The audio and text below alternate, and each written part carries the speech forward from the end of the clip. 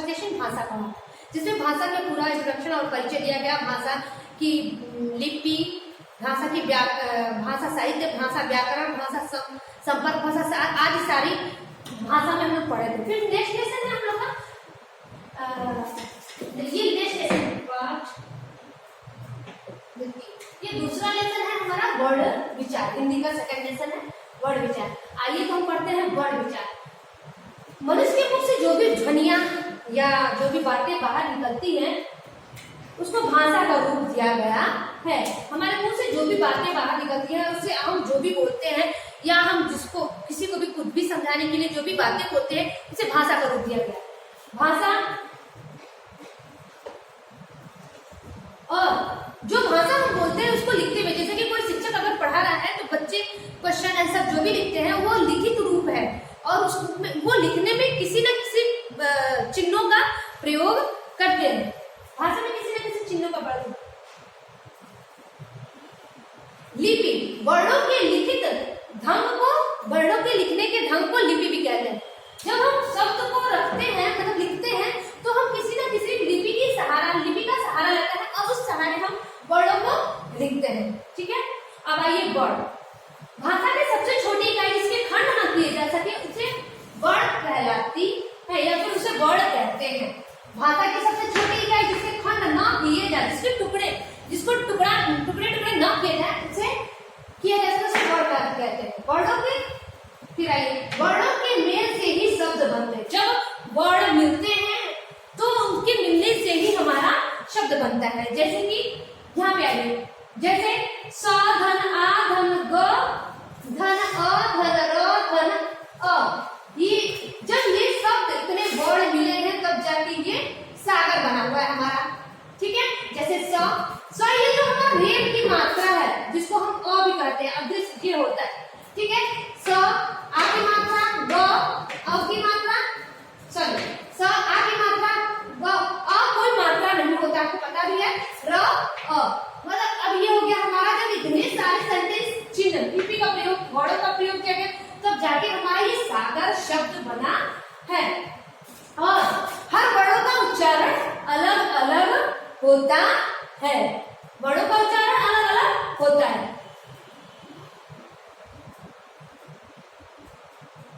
प्रत्येक भाषा में वर्णों के रूप की संख्या तथा उच्चारण, जो भी भाषाएं हैं उसकी क्या रूप और उसका उच्चारण दोनों अलग अलग होता है। ठीक है, हर भाषा की अलग अलग बोलने की शैली है, बोलने का तरीका है और उसके लिखने में, जैसे हम मैथ में कुछ और करते हैं, इंग्लिश में कुछ और करते हैं, हिंदी में कुछ और करते हैं, इसी प्रकार वर्णों के उच्चारण का अलग अलग होता है। वर्णों का उच्चारण अलग अलग होता है। अब आइए सेकंड वर्णमाला। वर्णमाला किसी भाषा के वर्णों के व्यवस्थित समूह को वर्णमाला कहते हैं। किसी यहाँ दिया है किसी भी भाषा के व्यवस्थित समूह को वर्णमाला कहते हैं। वर्णमाला कहते हैं जैसे कि जब भी हम कोई शब्द लिखते हैं वो बहुत नियमों से बना होगा और वो बहुत व्यवस्थित, मतलब उसको देखा जाता है मात्रा हम कहाँ लगाना है कहाँ नहीं लगाना है, तो भाषा के वर्णों के व्यवस्थित समूह को वर्णमाला कहते हैं। हिंदी वर्णमाला, अब आइए हिंदी वर्णमाला में। हिंदी वर्णमाला में आपका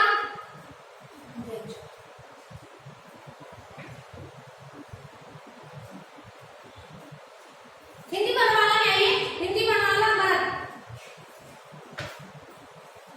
वर्णमाला में आइए स्वर और व्यंजन। हमारा जो भी वर्ड ये सब जो भी ऊपर लिखे हुए ये स्वर और व्यंजनों की सहायता से इन शब्दों का निर्माण हुआ है, जिसमें कुछ वर्ड स्वर है और कुछ वर्ण, और दोनों को जब समाहित किया गया तब जाके हम किसी वर्णमाला या किसी शब्द या किसी व्यवस्थित शब्द का निर्माण कर पाते हैं।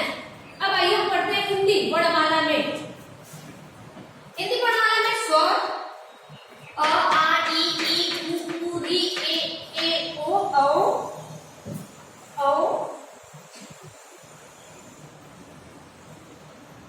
हिंदी वर्णमाला में स्वर इतने आते हैं अ आ ई उ री ए ओ और औ। अब देखिए ये क्या होता है, इसका भी स्वर जो हमारे अंदर 13 होते हैं लेकिन इसको भी कई भागों में क्या किया गया है, बांटा गया है। अब देखिए स्वर में अनुस्वार, स्वर में अनुस्वार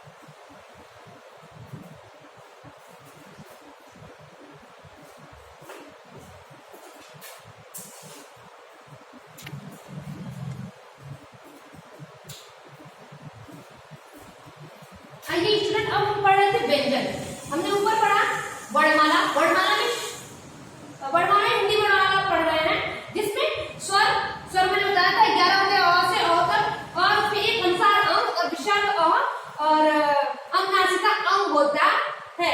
अब आइए व्यंजन का। व्यंजन हमारा कितना होता है? अ से अ,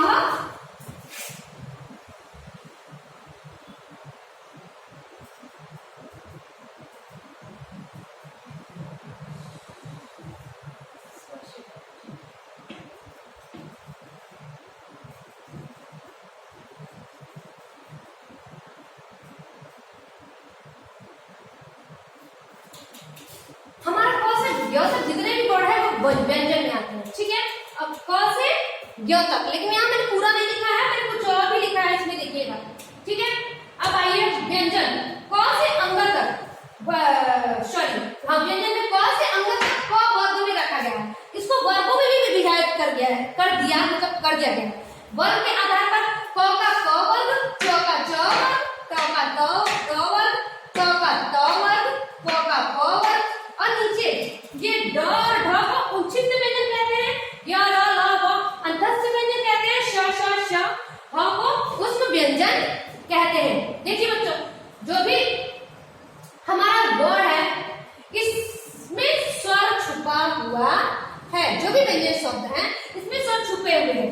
वही हम आपके जब हम प्लस लगा रहे हैं तो ऐसे वर्डों में ऐसे ऐसे किया गया था ना, तो उसको हम अ पढ़ते हैं। क्या पढ़ते हैं? अ पढ़ते हैं। इस शब्दों को वर्गों के आधार पर व्यंजन को वर्गों के आधार पर विभाजित मतलब बांट दिया गया है, एक कैटेगरी बना दिया गई है, और इसको मतलब ये शब्द जो है इनको बोलने के लिए भी एक स्थान बनाया गया है, और वर्ग के आधार पर इनको बांटा गया है, क वर्ग, च वर्ग, ट वर्ग, क वर्ग और ख वर्ग। और ये य, ड और ढ को उच्छिन्न व्यंजन कहते हैं। य, र, ल, व को अंतस्थ व्यंजन कहते हैं, श, श, श और व को उष्म व्यंजन कहते हैं। अब आइए स्वर, ये आपका व्यंजन हो गया। अब आइए स्वर।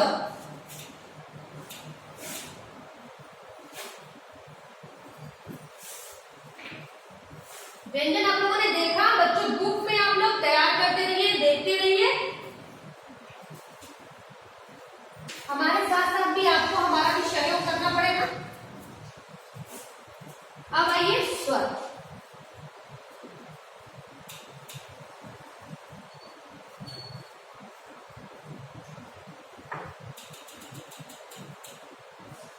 स्वर, स्वर जो है आपका अ से, मैंने भी बताया था, अ से अ तक।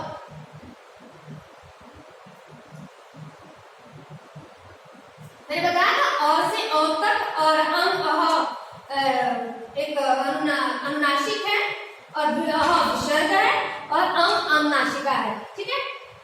अनुसार सॉरी अंग अनुसार, और विसर्ग है, और अनुनासिका अंग है, ठीक है। अ से अ तक ये हमारा स्वर होते हैं। स्वर हमारा 11 होता है, स्वर 11 होते हैं, स्वर 11 होते हैं। आप अ से अ तक काउंट कर लीजिएगा, ये स्वर आपके 11 होते हैं।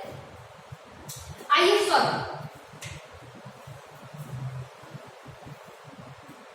स्वर जो भी शब्द है, जो भी वाक्य है, जब हम उसको बोलते हैं तो हमारे मुंह से जो ध्वनि हवा होती है वो बिना रुकावट के बाहर निकल जाती है, जैसे कि मतलब उसमें कोई अवरोध उत्पन्न नहीं होता है।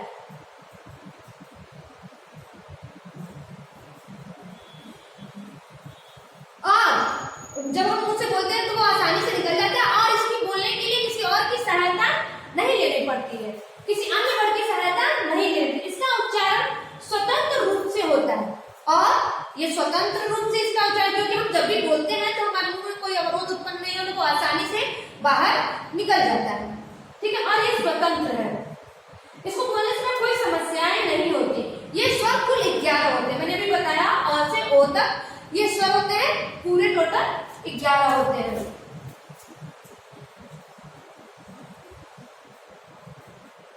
और जो भी हम स्वर शब्द बोलते हैं कि सब में एक सा समय नहीं लगता है, किसी में अधिक, किसी में लंबा समय लगता है, और किसी में कम समय लगाता है। ठीक है, जैसे अं हो गया और अहा हो गया, तो अं में हमारा कम समय लगा और अहा में ज्यादा समय लगा। ठीक है, ये दो प्रकार के होते हैं।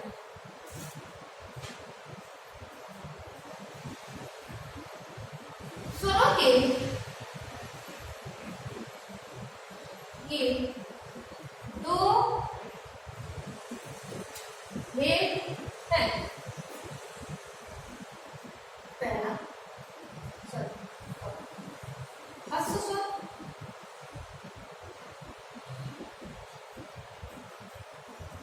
हस्व स्वर,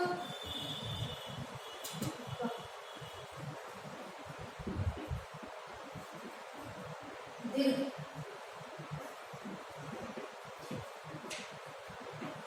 जो हमारा स्वर है, स्वरों के दो भेद है, एक हस्व स्वर है और दूसरा दीर्घ स्वर है। हस्व स्वर जब हम इसको बोलते हैं तो बोलने में हस्व स्वर में समय थोड़ा लगता है, कम समय लगता है। हस्व स्वर का उच्चारण करते समय इसके उच्चारण में समय कम लगता है। और इसमें ये है, ये चार है, चार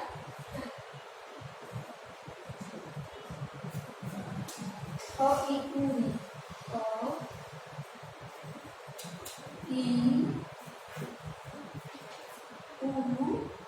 तथा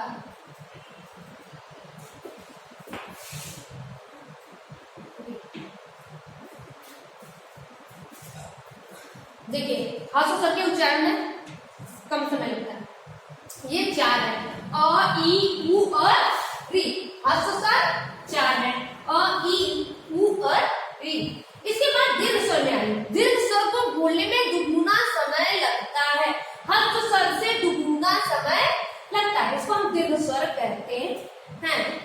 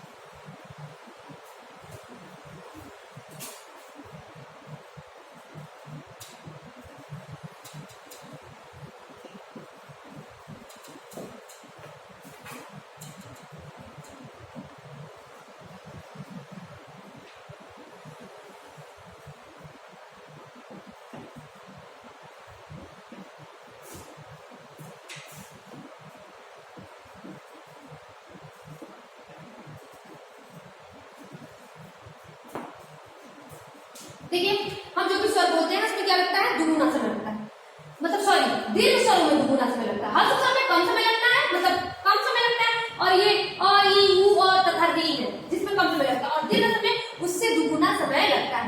दीर्घ स्वरों की संख्या 7 है। दीर्घ स्वरों की संख्या कितनी है बेटा, 7 है, जिसमें अ ई ऊ ए ओ और अ आते हैं।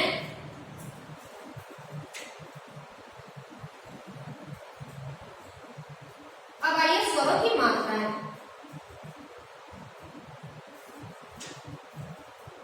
दीर्घ स्वर हो गया, दीर्घ स्वरों की संख्या 7 है, अ ई ऊ ए ओ और अ। और दीर्घ स्वर में क्या है, हस्व स्वर में कम समय लगता है और दीर्घ स्वर में दुगुना समय लगता है। अब आइए स्वर की मात्राएं।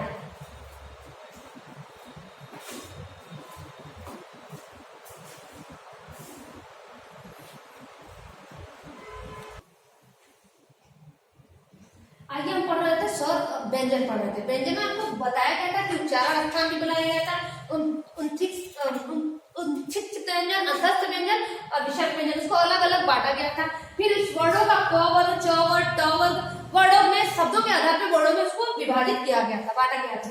अब आइए आगे स्वरों की मात्रा और चिन्ह। आपका स्वर ये हो गया, अ आ ई ऊ री ए ओ अ। अब इसकी मात्राएं हो गई कि स्वरों की क्या क्या मात्राएं हैं। ठीक, जब स्वर और व्यंजन में समाहित होते हैं तो इन मात्राओं का प्रयोग करके ही हम शब्दों का निर्माण करते हैं। तो ये आपका मात्रा हो गया, अ का, आ का, छोटी का, बड़ी का, छोटा ऊ, बड़ा ऊ, री ए ओ और औ। शब्दों का प्रयोग किया गया है। अब देखिए ये मात्रा चिन्ह है, इसको हम क्या कहते हैं? मात्रा चिन्ह भी कहते हैं। ये आपका मात्रा चिन्ह हो गया। अब आइए उदाहरण। उदाहरण में आपका देखिए क धन अ मात्रा में, क धन अ धन म धन अ धन ल धन आ बराबर क म ल। जब इतना शब्द लिया गया है, स्वर, ये व्यंजन स्वर व्यंजन स्वर व्यंजन और स्वर, जब इतने शब्दों को मिलाया गया है तब जाके ये कमल आपका शब्द तैयार हुआ है। अब आ में आ जाइए। आ में का आ धन ल धन आ बराबर काला। छोटी ई में च धन ई धनंग ई धन य धन आ चिड़िया। बड़ी में च धन ई धन ल धन अ बराबर ई। उ में ब धन उ धन ल धन अ धन ब धन उ धन ल धन अ बुलबुल। फ धन उ धन ल धन अ बराबर फूल। अब री की मात्रा में देखिए मोर धन री धन ग धन अ बराबर मृग। अब ए की मात्रा में आइए क धन ए धन ल धन आ केला। केला। अब ए की मात्रा में आइए म धन ए धन न धन आ मैना। ओ की मात्रा में आइए म धन ओ धन र धन अ मोर। औ में आइए ग धन अ धन र धन ई गौरी। ये आपका हो गया व्यंजन स्वर व्यंजन से बने शब्द, और इसको मात्राएं यहाँ पे प्रयोग भी किया गया है। मात्रा प्रयोग। उदाहरण मात्रा प्रयोग। स्वर व्यंजन को मिलाया गया है मात्रा प्रयोग के बाद, जिससे शब्दों का निर्माण हुआ है, शब्द बने। ठीक है, कितना हो गया? अब आइए आप ये देख लीजिए। आप एक बार ध्यान से देखिएगा, कंफ्यूजन ज्यादा होती है। सस्पिशन में ना रहिएगा, एग्जेक्ट कर लीजिएगा।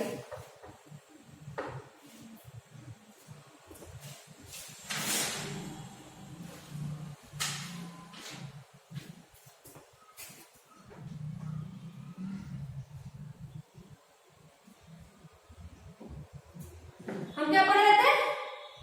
स्वरों की मात्राएं। अब इसके बाद आइए आप व्यंजन पे। ठीक है, ये तो मेरा हम लोग का स्वर चल रहा था,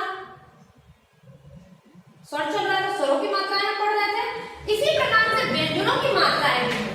व्यंजन स्वर और व्यंजन दोनों समाहित किया गया है। इसी प्रकार से इसके शब्द बने हुए हैं।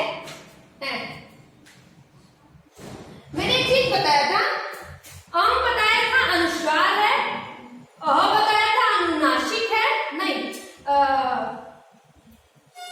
बताया था विसर्ग है, और अंग बताया था अनुनासिक है। अब आइए अनुसार का उच्चारण।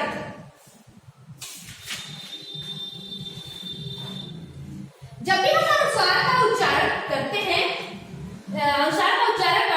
तो नाक से जो निकलती वायु निकलती है। हम जब अनुसार का उच्चारण करते हैं तो नाकों से, हमारे नोज से वो हवा निकलती है, जिस सहारे बोलना जाता है ना, नाक से बोलता है। कोई लोग होते हैं जो नाक से बोलते हैं, उसी को बोलता है कि वो नाक के सहारे उस शब्द का प्रयोग करते हैं, जिसे अनुस्वार कहते हैं।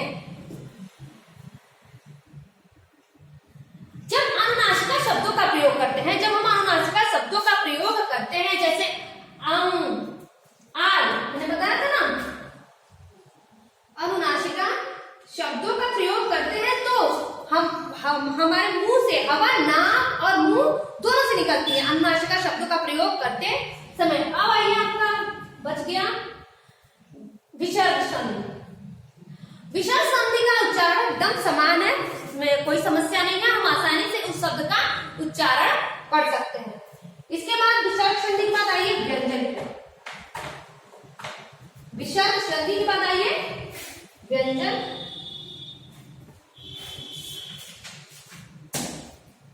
व्यंजन हम बहुत ज्यादा हो गया, पढ़ते पढ़ते हम नेक्स्ट डे पढ़ेंगे। ठीक है, कल पढ़ेंगे।